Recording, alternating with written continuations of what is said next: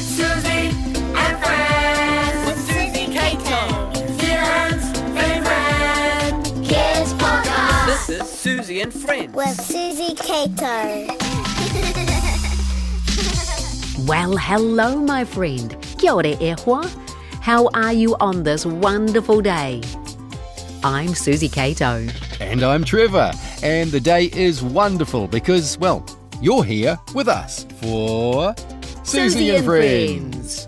It's the podcast for tamariki of all ages and their whānau. Do we have a brain teaser today, Trevor? Oh, yes, of course we do. Melody from Invercargill sent us this one. Okay, you're in a race and you pass the person in second place. What place are you in now?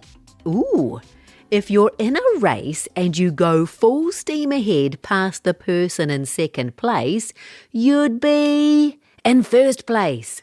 Oh, but would you, Suzy? Okay, think about it. Maybe even, Suzy, if you just hold up two fingers on one hand for the person in the first place and second place, and then one finger on the other hand for you, okay? Oh, okay. Why don't you do it too? Hold up two fingers on one hand and one finger on the other hand. Okay, here I come. This is me on one hand. I've got a burst of speed. I come round the corner. I catch up to the person in second place. I overtake the person in second place and now I'm in second place. There's still a person in front of me. Exactly. You probably could have worked it out without using your fingers or using toys or drawing it on a piece of paper, but if you overtake the second person in a race, you're not in first place, you're in second place. Awesome brain teaser, Melody. Ka pai tō mahi, nice work. Nour does some work shortly. They're going to tell us about a book they read recently, a very funny book. Who took the toilet paper? It wasn't me, promise. Tessa's got a tough job to do today. She's going to tell us all about getting ice cream. Wow, that is really tough. And Travis, Ariana and Anthony have the job of tickling your funny bone with their jokes. Okay, let's make your taringa, your ears, do some work now with what's that sound? He aha tēratangi.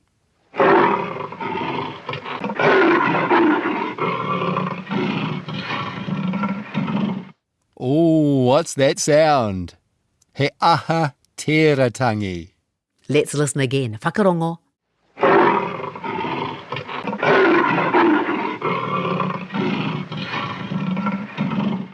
What is that sound? We'll play it for you again later in the podcast and give you a clue if you need it.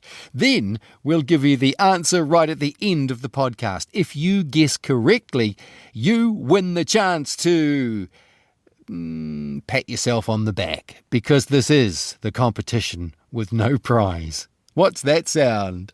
It's time now for this week's jokers. Travis, Ariana and Anthony. They're going to see if they can make you giggle. Are you ready? What do you call it when two oars fall in love? Oh, I don't know. What do you call it when two oars fall in love? True romance. True row. Row your boat round. Oh. Well done, Travis. That was awesome. I don't think I've ever heard that joke before. Well done. Thank you. All right, what's your joke? Why did the tomato go red? Why did the tomato go red? 'Cause it saw the salad dressing. Why did the one-handed man cross the road? One-handed man. I don't know. Why did the one-handed man cross the road? To go to the second-hand shop. You're listening to Suzy and Friends with Suzy Cato. An oldie but a goodie from Anthony there to go into the second-hand shop. Very good. Hey, what do you reckon? Did the jokes make you giggle? They made me giggle. They were so good. And we're always looking for more chances to laugh. So if you have a joke you want to share, send it to us in an email. Suzy@suzy.co.nz is our email address. Oh, yes, please. We love to get your emails. Okay, from funny jokes to funny facts. So William shared a story about buying a recorder a couple of episodes ago. So I have challenged Suzy to find out some facts about the musical instrument, the recorder. What did you learn, Suzy? Fun facts. Fun facts. Fun facts. That recorders are really cool instruments. Fun fact 1. Loads of kids all around the world have the recorder as their first instrument. It's light and thin and easy to carry around, and it's fairly easy to learn to play. But centuries before other wind instruments, like the harmonica, the clarinet and the tuba were invented, musicians were playing the recorder. Fun fact 2. Most recorders are mass-produced now. They're made by the thousands and from plastic. But the first recorders were carved from wood or ivory, and it got the name recorder because practicing a piece of music was like recording it, memorising it by heart. But not all countries around the world call it the recorder. Mostly the English-speaking countries do. Fun fact 3. Some really famous people have used the recorder in their pop and rock music. Have you heard of David Bowie? The Rolling Stones? How about the Beatles? Or William Shakespeare? All those talented people have played the recorder and used it in their songs or performances. The recorder is a star music instrument, and if you live in Auckland, you can get to play the recorder with the APO, the Auckland Philharmonia Orchestra, and be a music star with the recorder too. And that's Fun Facts for today. Wow, I had never thought of the recorder as being an instrument used by so many famous musicians. I might have to dig out mine from when I was a kid and start practicing, I think. Me too. How about you? If you've never tried the recorder before, see if you can give it a go. It can be a bit tricky to start with, but anything new can, can't it? Keep practicing though, it's well worth it. The little yellow digger knows all about perseverance and resilience. Here's Peter Gilderdale with the story The Little Yellow Digger Finds Treasure.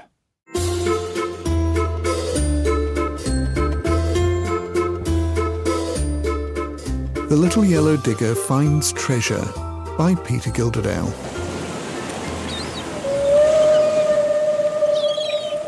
On our beach beside the inlet, where the whales come to play, a truck had parked upon the sand, its owners gone away. But they had bungled badly, not parking on dry land. The wheels were disappearing, all swallowed in soft sand. So when the owners finished their scenic seaside snack, they saw the truck was sinking and scrambled to get back. But could they drive the truck out? It really was bad luck. They cried, "Can someone help us? We are completely stuck." The digger driver heard them from his garden by the bay. He called out, "I can help you, but we better not delay. I have a yellow digger that goes digging every day. It won't have any trouble shifting all that sand away." We followed as the digger rumbled down towards the truck and watched it start the digging to get the truck unstuck. It dug a deep and narrow hole and made a drive-up slope. They tied the truck and digger together with a rope. The digger pulled. The digger strained. The digger heaved. The truck remained. Then out it popped with a clatter and clunk. The sand swooshed away with a muffled thunk. Thunk? The driver's dog called Charlie had heard that funny sound. He dived into the hole to dig. Just look at what he found. Buried right below the place the truck had come to rest, there was the top, just showing of a rather rusty chest. Whatever could be in it? Hidden loot of pirates bold? A gazillion billion dollars in diamonds, rubies, gold? We'd better see what's in it, the digger driver said. So the little yellow digger dug the box up from its bed. The driver used a hammer to break away the locks. We held our breath and waited as he opened up the box. There were so many dollars, we could not believe our eyes. It really was a treasure, a piratical surprise. Then everything moved quickly.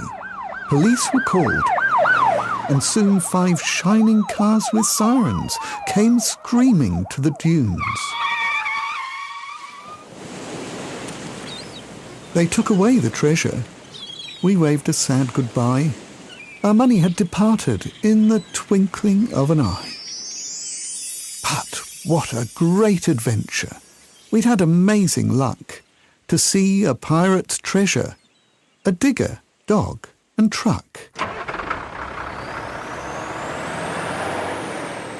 And then a few weeks later, the driver told the tale. They'd found the treasure's owner and the robber was in jail. The owner was so grateful to have the box restored, she'd paid the digger driver a very large reward. Now in the driver's garden, there's a very happy dog. He has a brand new kennel and an extra chewy log. There's also a new garage that couldn't be much bigger. A present to say thank you to the little yellow digger.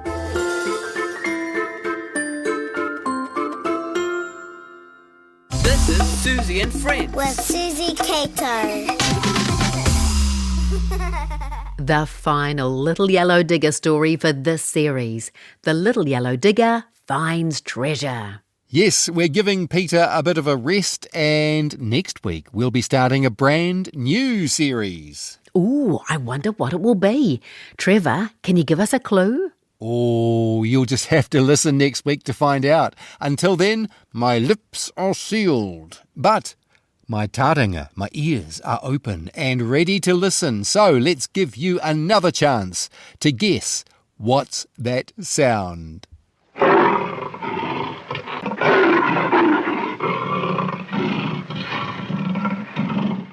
He aha te rā, tangi. What's that sound?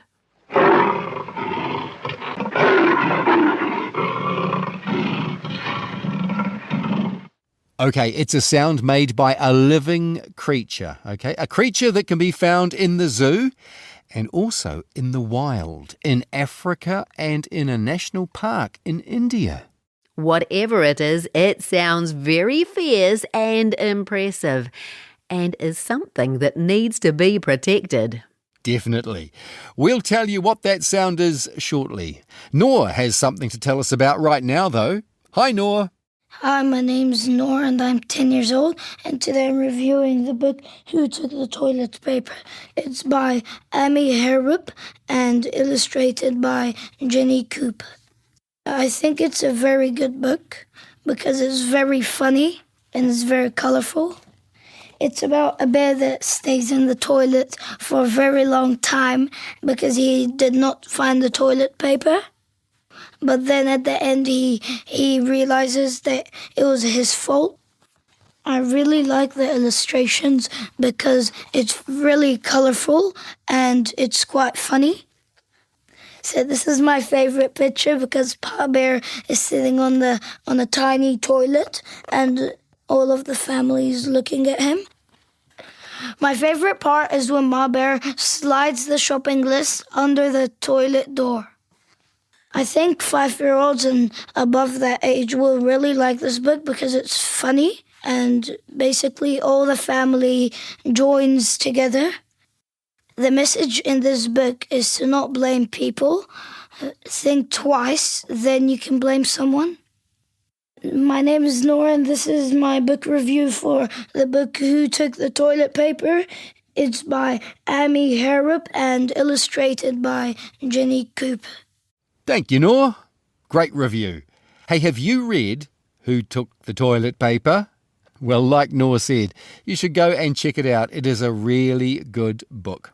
Hey, Trevor, what did the chicken say as it walked into the library? Oh, I don't know, Suzy. What did the chicken say as it walked into the library? Book, book, book, book, book, book, book, book, book, book, book, book, book, book, book. Very good. Hey, what did the frog say as he left the library? Oh, I don't know. What did the frog say as he left the library? Read it, read it, read it. Hey, I learnt something new to say the other day. Something I want to share with you in It's Cool to Kōrero. 'Cause it is. So cool to kōrero. So, when I visited a school the other day for assembly, ngā tamariki all got up and danced to a song that the whole school was singing. And they said, "Me kanikani tātou, let's dance." So I did. I joined in the dancing too. Me kanikani tātou, let's dance. You could say that at home to your whānau. Me kanikani tātou, let's dance. Or you could say it when you're out and about and hear a good song come on the radio. Me kanikani tātou, let's dance. Let's say it one word at a time, eh? Repeat it after me. Me kanikani tātou. Then let's put the words together. I'll say it first and you repeat the sentence after me. Are you ready? Me kanikani tātou. Let's dance. I'd love to, but Tessa's going to tell us a story first. Hi, my name is Tessa, and this is my story about getting ice cream. Yesterday, my brother and I was about to have dinner, but then we heard the ice cream truck. We ran out the door and ran down the road until we got to it. And guess what I got? I got vanilla ice cream, rainbow sprinkles, and lollies. And my brother got chocolate ice cream with a flake in it. Oh, Tessa, how lucky were you to get an ice cream from the ice cream van? Thanks for sharing that story. Hey, Tessa wrote her story at school and her teacher shared it with us. Maybe you have a story you've written at school that you'd like to share. Our email address is suzy@suzy.co.nz and we'd love to hear from you. Suzy@suzy.co.nz, or you can visit our website suzy.co.nz and send us a message from there. Okay, are you ready to find out what's that sound? Yes? Well, let's play the sound one last time. Give you one last chance. Here we go.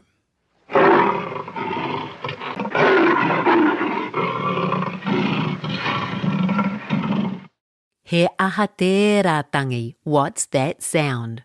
All right, it is the sound of a mighty lion roaring. Did you guess it correctly? Raise your hand if you did. Then bend your arm at the elbow and give yourself a pat on the back. You are awesome.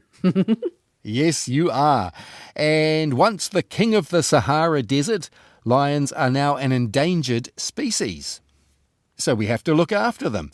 See what you can find out about lions or other endangered species in your local library or your school library. There are lots of amazing animals right around the world, and there are lots of interesting facts about each and every one of them, like sloths and wombats and Komodo dragons. I think I have a fun fact topic for the next Suzy and Friends podcast, Suzy. I do too. But those facts will have to wait for another day. That's all we've got time for this week. All that's left to do now is thank everyone who helped make Suzy and Friends this week. Thank you, Travis, Ariana and Anthony for sharing your very funny jokes, and also Melody for sharing your brainy brain teaser. Thank you, Tessa, for telling us your story about getting an ice cream with your brother. and to Nour for talking about Amy Harrop's book, Who Took the Toilet Paper? Thanks, Peter Gilderdale, for sharing the Little Yellow Digger story, and thanks to all our friends at New Zealand On Air. We've got a huge thank you for our friends at RNZ, especially Brianna, Jamie, Phil, Tim, and Duncan. But the biggest thank you of all, with ice cream and sprinkles on top, goes to you. Thank you for joining us. Hey, we'll tease your brain next week with a new brain teaser and our What's That Sound game. We'll have some new jokes, we've got stories and fun things to do as well. So make sure you join us for the next episode of Suzy and Friends wherever you listen to podcasts. Ka kite. We're very lucky to have friends like you. Ka kite e hoa. Goodbye, my friend. This is Suzy and Friends. With Suzy Cato.